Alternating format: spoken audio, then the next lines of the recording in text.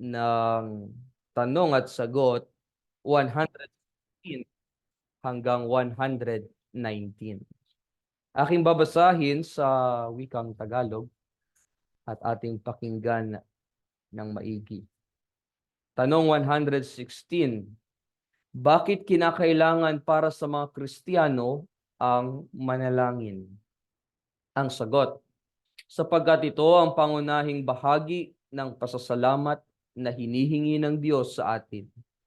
At gayon din, sapagkat ibibigay ng Diyos ang kaniyang biyaya at Espiritu Santo sa mga taong may mga tapat na paghahangad na patuloy na humiling sa Kanya. At nagpapasalamat sa mga ito. Tanong 117. Ano-ano ang mga kinakailangan sa panalangin para ito ay maging katanggap-tanggap sa Diyos at Kaniyang pakikinggan? Sagot, una, na tayo ay manalangin mula sa puso sa nag-iisang tunay na Diyos na nahayag ang Kaniyang sarili sa Kaniyang salita para sa lahat ng mga bagay na iniutos niya sa atin na hingin sa Kanya. Kalawa, matuwid at lubusan nating malaman ang ating pangangailangan at paghihirap.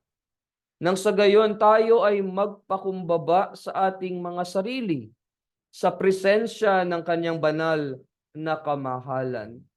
Ikatlo, upang tayo ay lubos na maniwala na siya, sa kabila ng hindi natin pagiging karapat-dapat dito, alang-alang kay Kristo na ating Panginoon, ay may katiyakang maririnig ang ating panalangin, tulad ng ipinangako niya sa atin sa Kaniyang salita.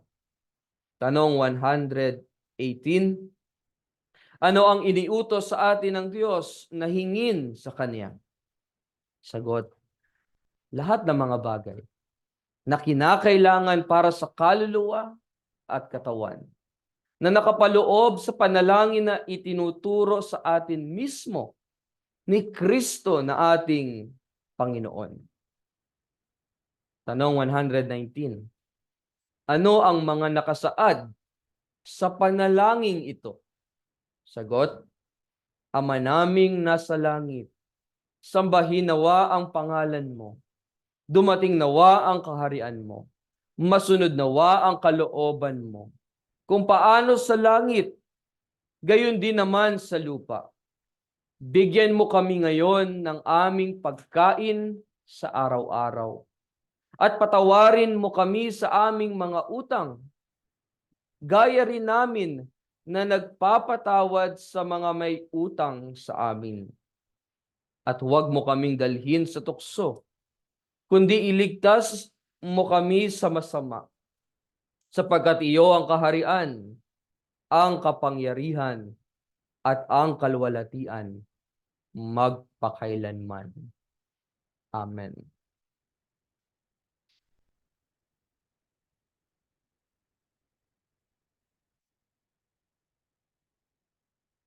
Mga minamahal na kapatid sa ating Panginoong Hesukristo,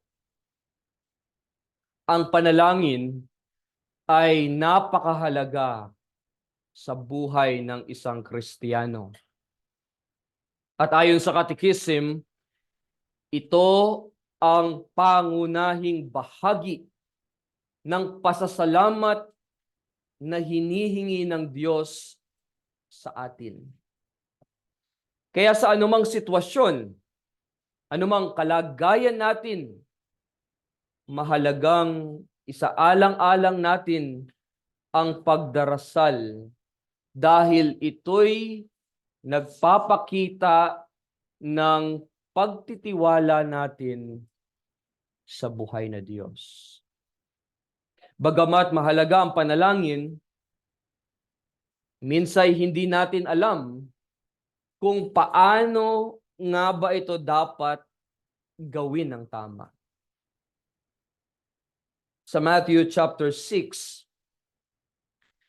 Dito'y binanggit ng ating Panginoong Hesus ang panganib ng pananalangin o pagdarasal ng maraming salitang walang kabuluhan o walang saysay, gaya ng ginagawa ng mga hintil, na ang akala nila'y papakinggan sila ng Diyos dahil sa haba ng kanilang panalangin o ng kanilang sinasabi sa Panginoon.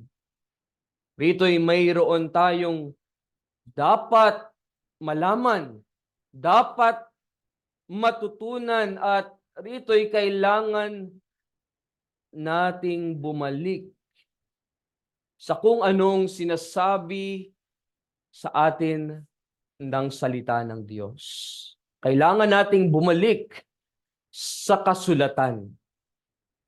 Kaya samahan ninyo akong buksan ang inyong mga Biblia sa Matthew chapter 6. Matthew chapter 6 verses 5 to 15 ang ating babasahin.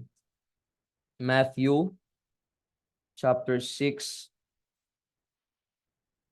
verses 5 to 15. At dito'y makikita natin ang itinuro ng ating Panginoong Kristo sa kanyang mga alagad. At ito ang tinatawag natin na the Lord's Prayer. Ating basahin ng Matthew chapter 6 verse 5 to 15. Yan ang ating scripture reading. Ganito ang sabi: "At kapag kayo ay nananalangin, huwag kayong maging tulad sa mga mapagkunwari, sapagkat ibig nilang tumayo at manalangin sa mga sinagoga at sa mga panulukan ng mga lansangan upang makita sila ng mga tao. Katotohanang sinasabi ko sa inyo, tinanggap na nila ang kanilang gantimpala. Ngunit kapag ikaw ay nananalangin, pumasok ka sa iyong silid, at pagkasara mo ng iyong pinto, ay manalangin ka sa iyong Ama na nasa lihim. At ang iyong Ama na nakakakita ng lihim ay gagantimpalaan ka. At sa pananalangin ay huwag kayong gumamit ng walang kabuluhang paulit-ulit, na tulad ng ginagawa ng mga hintil, sapagkat inakala nilang sila ay pakikinggan dahil sa marami nilang salita. Huwag nga kayong tumulad sa kanila, sapagkat alam na ng inyong Ama ang mga bagay na inyong kinakailangan bago pa kayo humingi sa Kanya. Manalangin nga kayo ng ganito: Ama naming nasa langit, sambahin nawa ang pangalan mo, dumating nawa ang kaharian mo, masunod nawa ang kalooban mo, kung paano sa langit, gayon din naman sa lupa. Bigyan mo kami ngayon ng aming pagkain sa araw-araw, at patawarin mo kami sa aming mga utang, gaya rin namin na nagpapautang sa mga may utang sa amin. At huwag mo kaming dalhin sa tukso, kundi iligtas mo kami sa masama. Sapagkat kung pinatatawad ninyo ang mga tao sa kanilang mga kasalanan, patatawarin din naman kayo ng inyong Ama na nasa langit. Ngunit kung hindi ninyo pinatatawad ang mga tao sa kanilang mga kasalanan, hindi rin naman kayo patatawarin ng inyong Ama sa inyong mga kasalanan." Narito ang ating paksa: pananalangin o panalangin nakalulugod sa Diyos. At sa ilalim nito ay ating bibigyang diin ang 4 na punto. Ang una, manalangin may pagsamba. Pangalawa, manalangin may pagpapahayag. Pangatlo, manalangin may pasasalamat. Pang-4, manalangin may pakikiusap. Iyon yung acronym na ACTS. ACTS. Adoration, confession, thanksgiving, and supplication. Na marahil ay naaalala pa natin For sure, naituro na ito sa atin ilang taon na ang nagdaan at masasabi kong ito'y napakasimple. Ngunit bilang mga mananampalataya o bilang mga Kristiyano, hindi ba't kailangan nating madalas balikan ang mga ito? Adoration, confession, thanksgiving, and supplication. Ating tignan ang ating unang punto. Adoration. Manalangin, may pagsamba. Sa tuwing tayo'y nagdarasal o nananalangin sa Panginoon, totoong napakahirap ang hindi agad tumungo sa mga alalahanin natin sa buhay. Nababanggit agad natin ang ating mga pinagdaraanan, ang ating mga pagsubok, ang ating mga suliranin, ang ating mga mabibigat na pinagdaraanan sa buhay. Ang ating karamdaman, ang ating pangangailangang pinansyal, ang pambayad sa upa, sa kuryente, sa tubig, sa internet, sa gamot, sa ating kakainin, at marami pang iba na ating hinihingi sa Panginoon. At ito ay nais kong itanong sa bawat isa sa atin. Lalo na sa ating mga kapatid na lumalapit sa ating mga deacons. Ang tanong na, bago ka lumapit sa mga diakono, ikaw ba'y nanalangin sa Panginoon? Ikaw ba'y una munang lumapit sa Panginoon? Ikaw ba'y una munang umasa? Una munang nagtiwala sa magagawa ng Diyos sa iyo? Sa kapangyarihan ng Diyos? Simpleng tanong na nais kong iyong sagutin.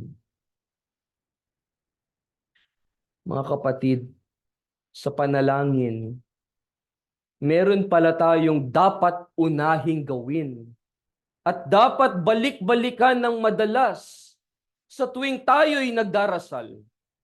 At ito ay ang pagsamba sa ating Diyos. Sa pagsamba sa ating buhay na Diyos. Ang pagsamba, sa ibang salita, ay pagpaparangal, pagpupuri, pagluluwalhati, at pagpapahayag ng kadakilaan ng Panginoon. Ito ang simula ng the Lord's Prayer, hindi ba? Nasabi, Ama naming nasa langit, sambahin nawa ang pangalan mo.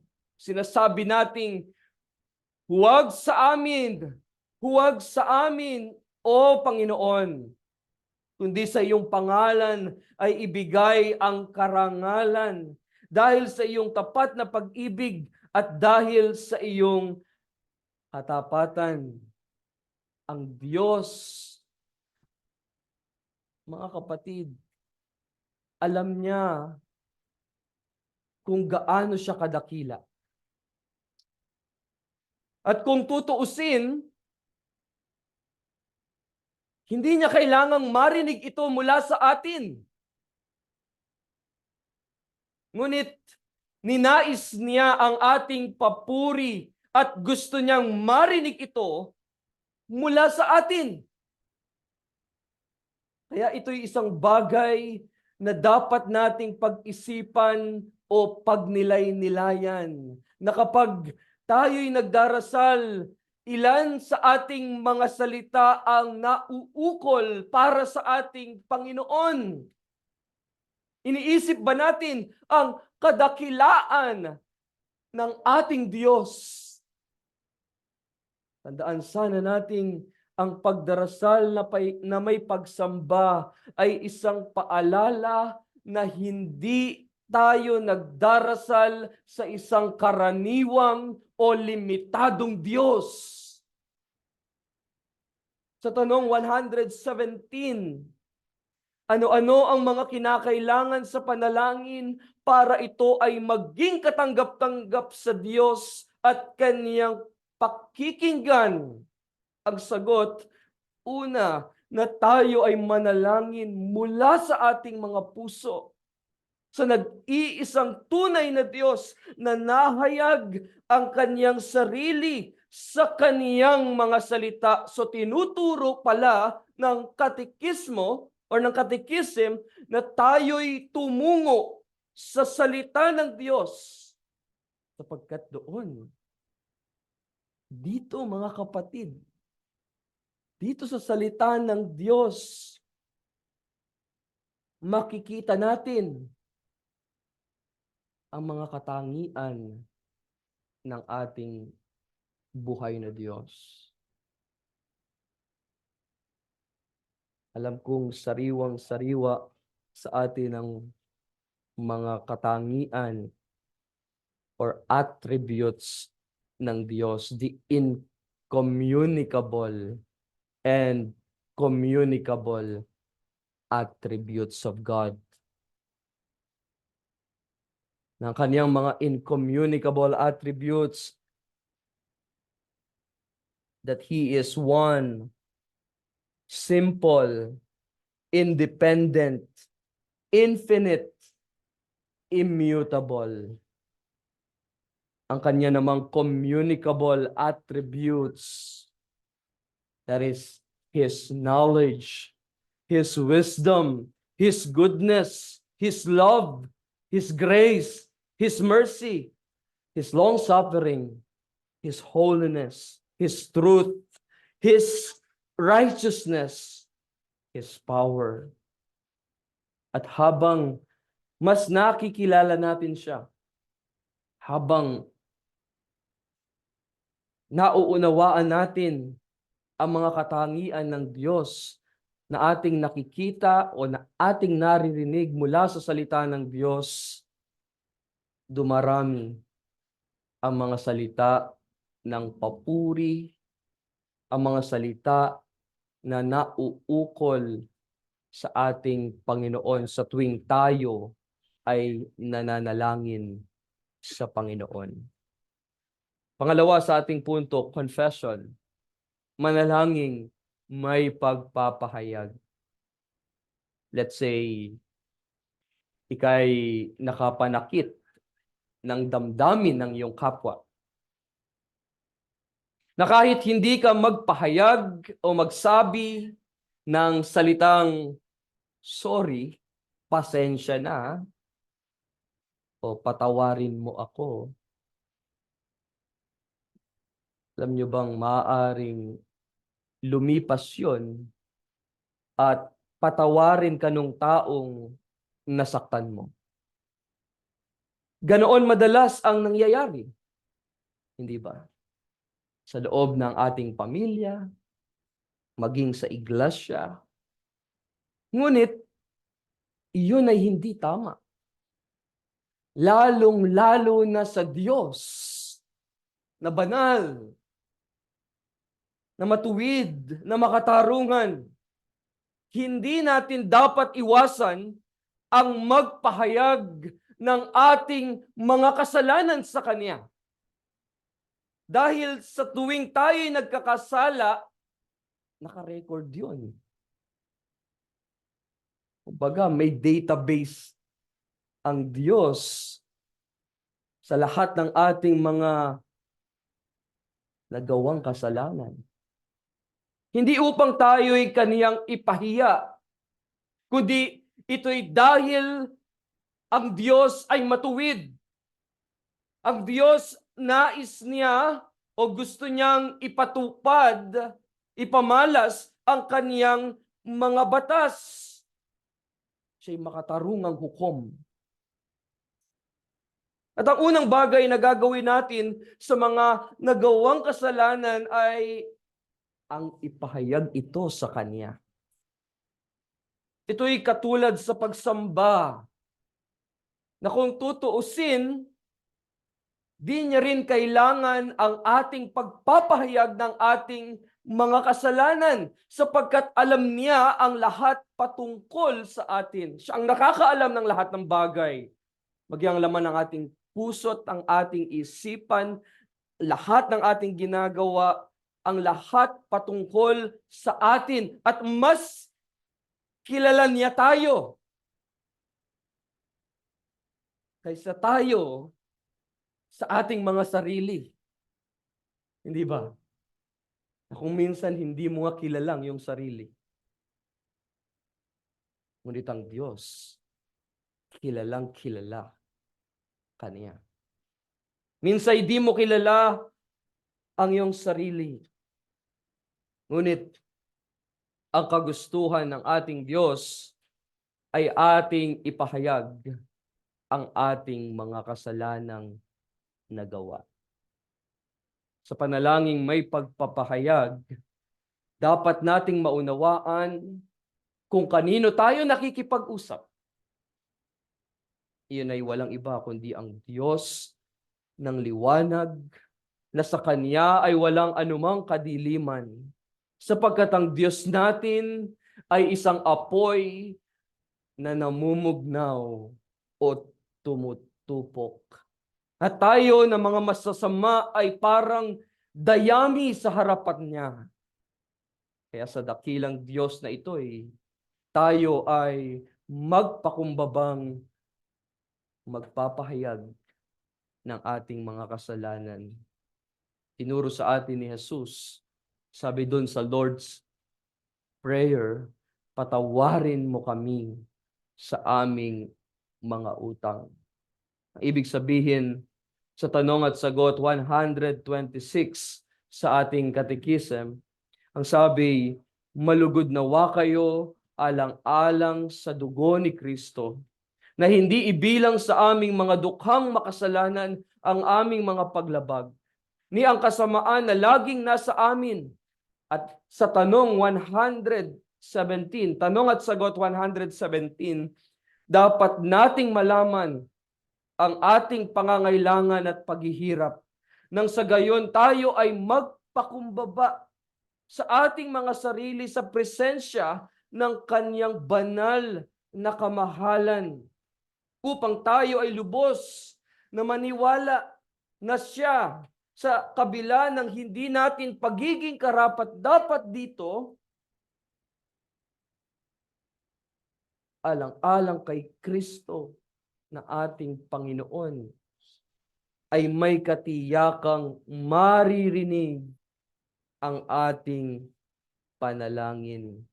Sinasabi na sa ating panalangin pagpapahayag ng kasalanan, tayo ay mayroong kapahingahan sa ating Panginoon. At dahil kay Kristo, maririnig niya ang ating panalangin at may sagot ang Diyos.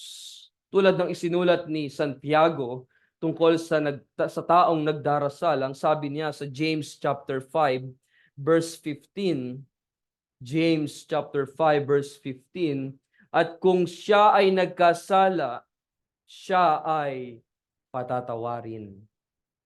O ang ibig sabihin nito o kung inaamin, o kung tinatanggap, o kung ipinapahayag natin ang ating mga kasalanan ng may kapakumbabaan, ang sabi ng salita ng Diyos, siya ay tapat at banal na magpapatawad sa ating mga kasalanan.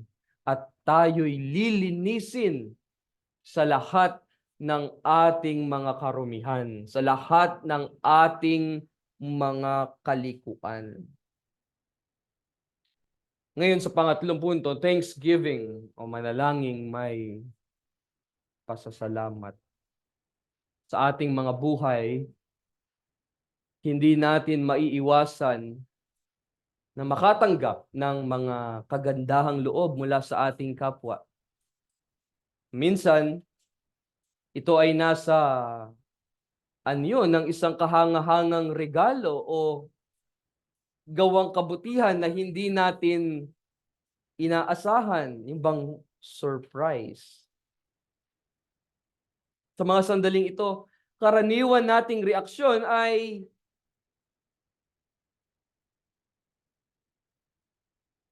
ang magpahayag ng ating pasasalamat. Ni wala tayong magawa minsan kundi ang magpasalamat ng maraming beses.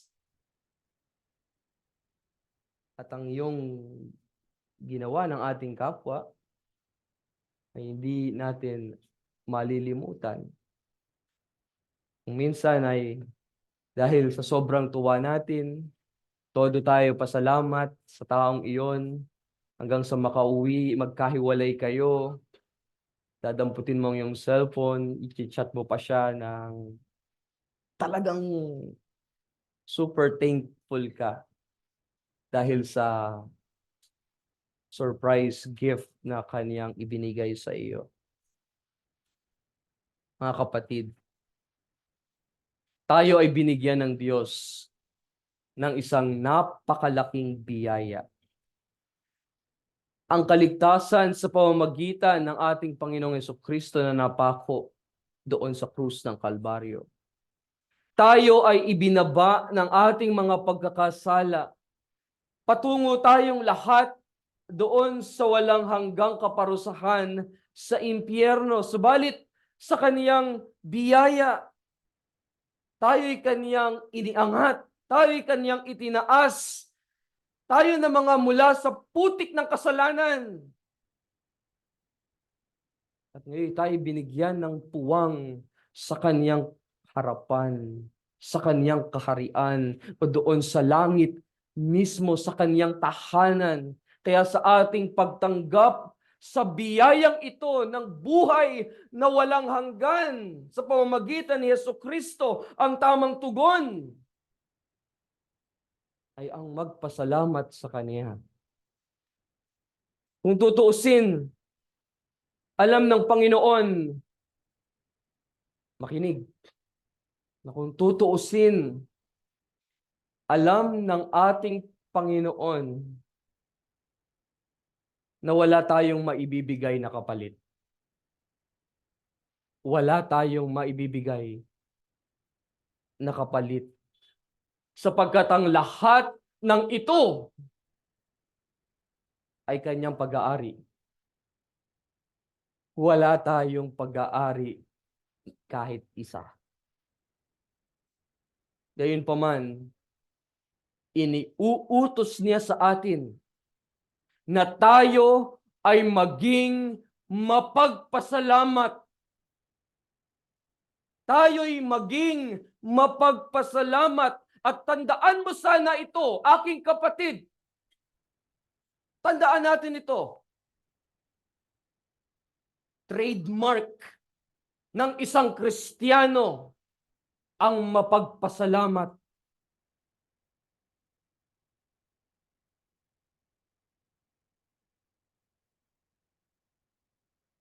Kung ikaw ay pinatawad, at kung ikaw ay nakatanggap ng bawat pagpapalang espiritual sa pamamagitan ni Jesucristo, kailangan mong magpasalamat sa Diyos. Tulad ng sinasabi ng Katekism sa Tanong at Sagot 116, sapagkat ibibigay ng Diyos ang kanyang biyaya at Espiritu Santo sa mga taong may mga tapat na paghahangad na patuloy na humihiling sa Kanya. At anong sabi?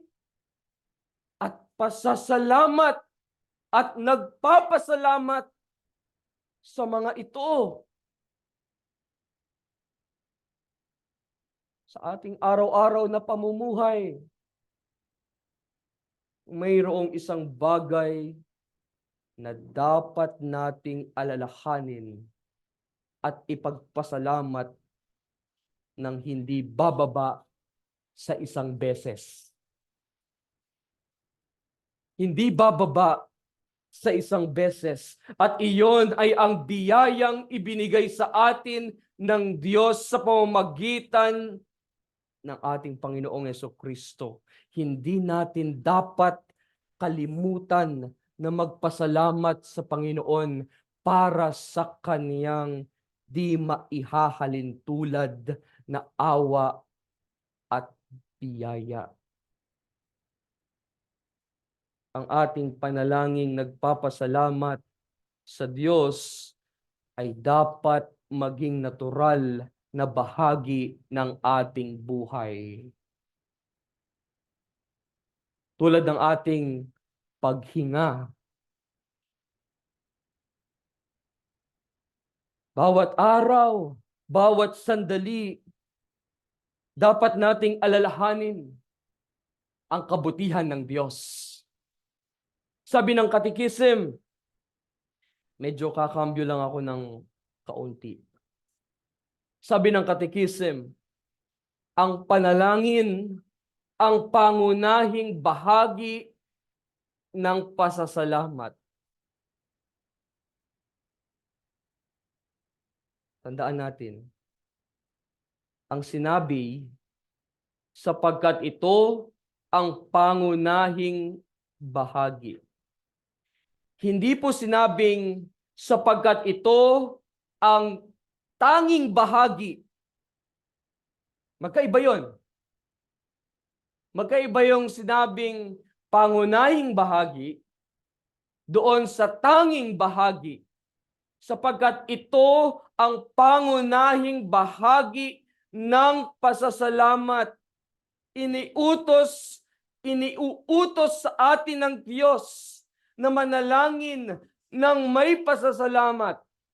At kung iyon ay tapat na panalangin, laging hahantong yun sa buhay o sa tunay na mga gawang pasasalamat. Hindi lamang tayo nagpapasalamat sa pamamagitan ng ating bibig, kundi tayo'y nagpapasalamat din sa pamamagitan ng ating gawa.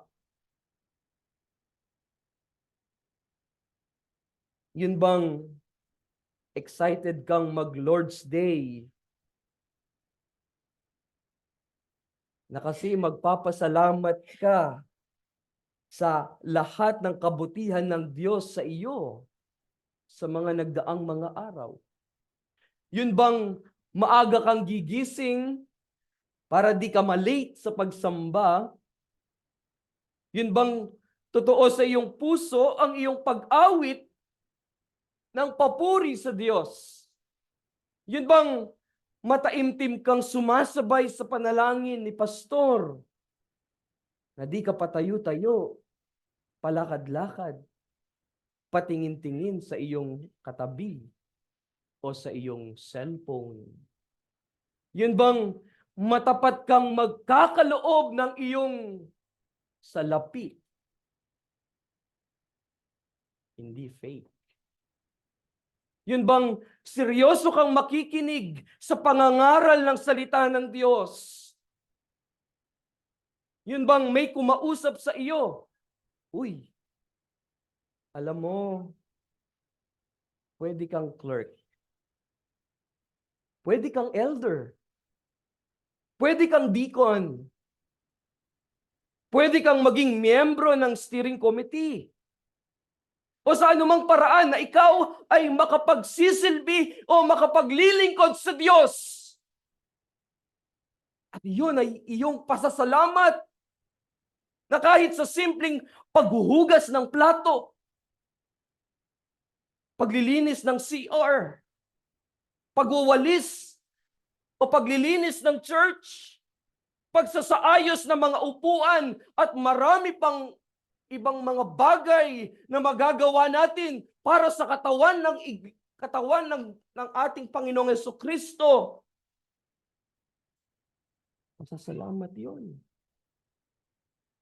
sa kabutihan, sa biyaya, sa kaligtasan na ipinagkaloob niya sa atin.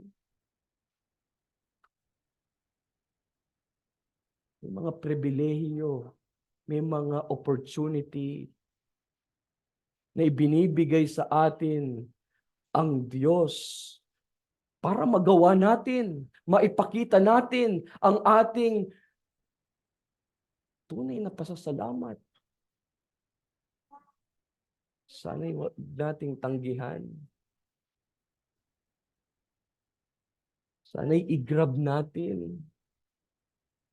Nasabi ko nga kanina na kung tutuusin, di natin kayang tumbasan eh.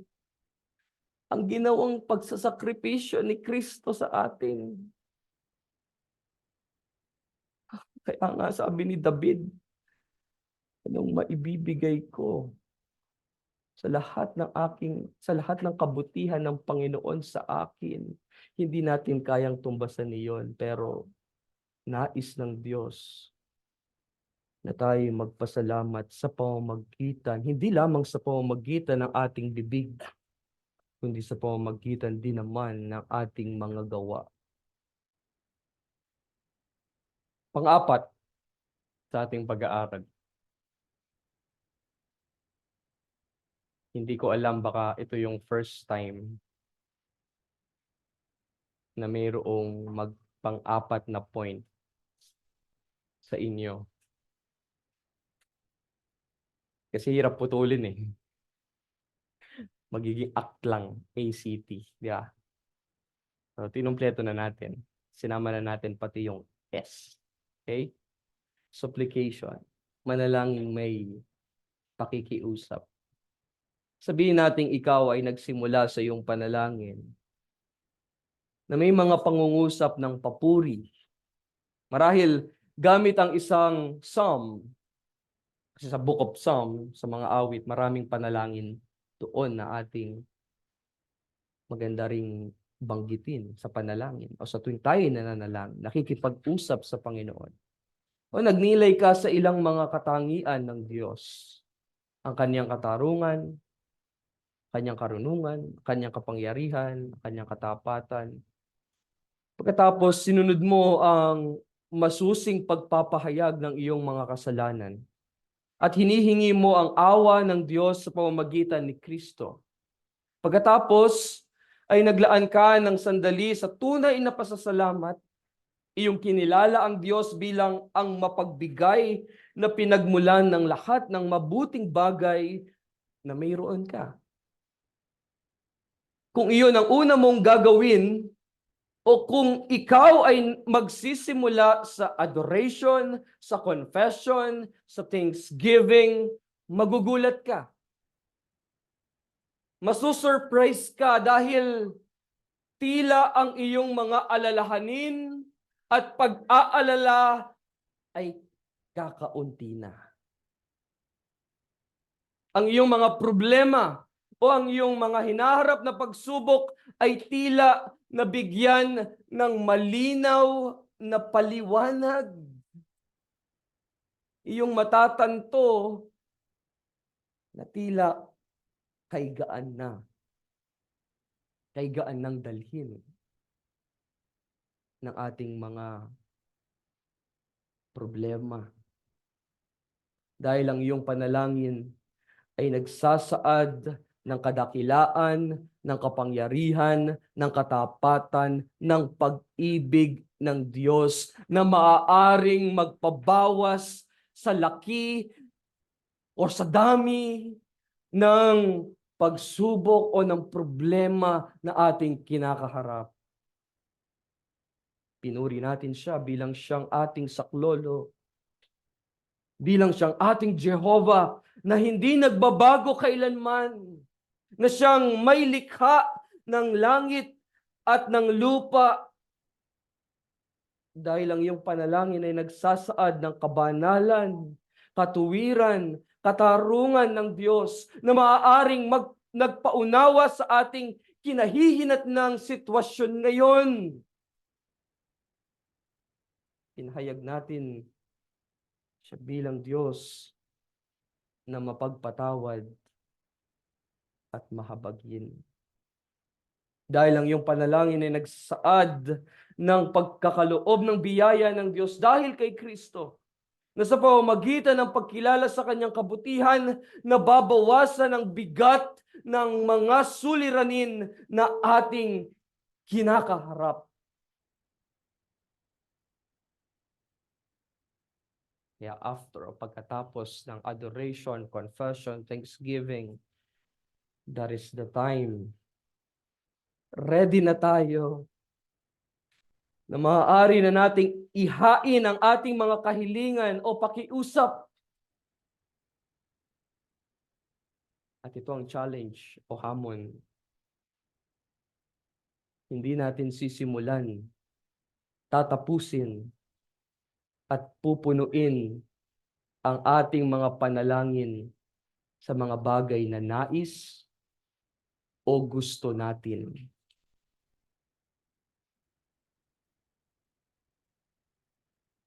Hindi ang gusto natin. Hindi ang gusto ng Diyos. Not our will, but thy will be done. Hindi ko sinasabi na hindi gustong marinig ng Diyos ang ating mga pakiusap. Dahil gusto niya. Gusto niyang marinig. Gusto niya na marinig ang ating mga hinihingi, ang ating mga alalahanin, ang ating mga pangamba o takot. Gusto niya na ihain natin sa Kanya ang ating mga pangangailangan. Sinulat ni Santiago sa James chapter 5 verse 13, mayroon ba sa inyong nagdurusa? Sabi, manalangin siya. So gusto ng Diyos na ibigay natin, lagak natin lahat sa Kanya ang ating tila mabibigat na mga pagsubok sa ating pamilya, sa ating iglesia. Sabi ng Katekism sa Tanong at Sagot 118, pwedeng hingin ang lahat ng mga bagay na kinakailangan para sa kaluluwa at katawan. At habang ipinagdarasal natin ang lahat ng mga ito, tayo'y mayroong matibay na pagtitiwala o meron tayong kumpiyansa o pagtitiwala sa ating dakilang Diyos na may magagawa siya. At habang nagdarasal tayo, sabi ng Katekism, Tanong at Sagot 117, tayo ay lubos na maniwala na siya sa kabila ng hindi natin pagiging karapat-dapat dito,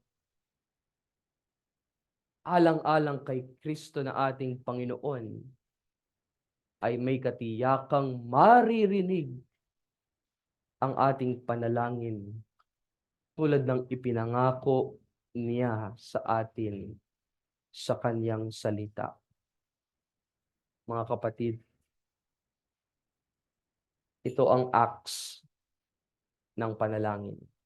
Adoration, confession, thanksgiving, and supplication. Sa panalangin natin, magbigay tayo ng pagsamba. Araw-araw tayo nananalangin, hindi ba?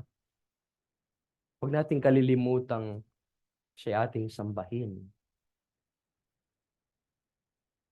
Huwag nating kalilimutang tayo'y magpahayag ng ating mga kasalanan. Sa ating pananalangin, huwag nating kalilimutan sa araw-araw na magbigay ng pasasalamat sa lahat ng kanyang kabutihan. Hindi lang tuwing Sunday na tayo nagpapasalamat, kundi sa bawat araw. At sa araw-araw, sa ating pananalangin, dalhin natin sa Kanya ang ating mga kahilingan o pakiusap. Kung tutuusin, hindi tayo karapat-dapat na dinggin, napakinggan, nasagutin ng Diyos. Ito'y biyaya niya sa atin. At oo, ang karamihan ay alam na itong acts. Baka nga natutunan mo na ito noon pa. At pakiramdam mo, ito'y masyadong basic, elementary Christianity. Bukod pa ron,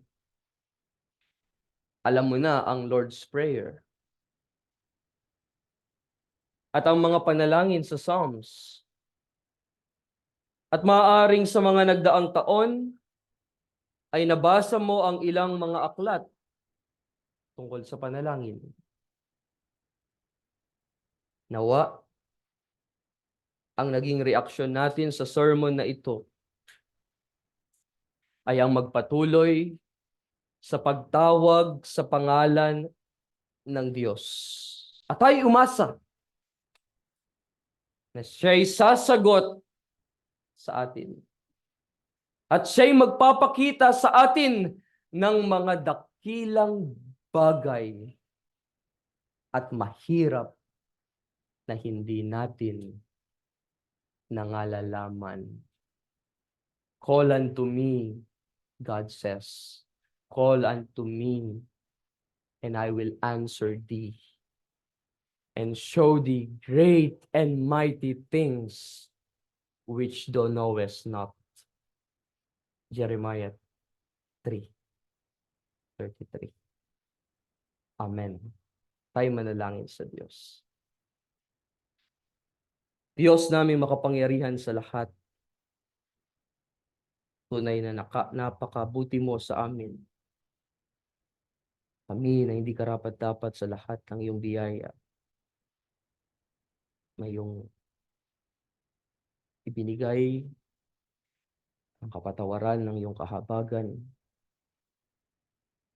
ang iyong napakalaking biyaya.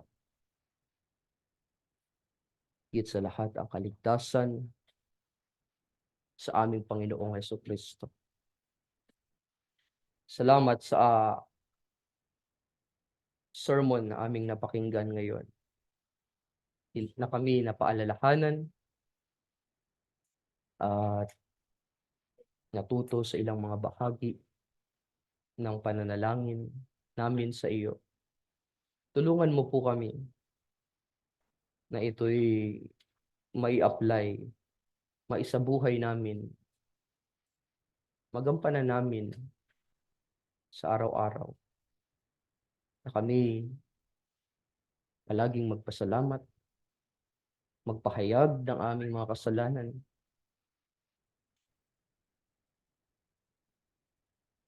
kami magpasalamat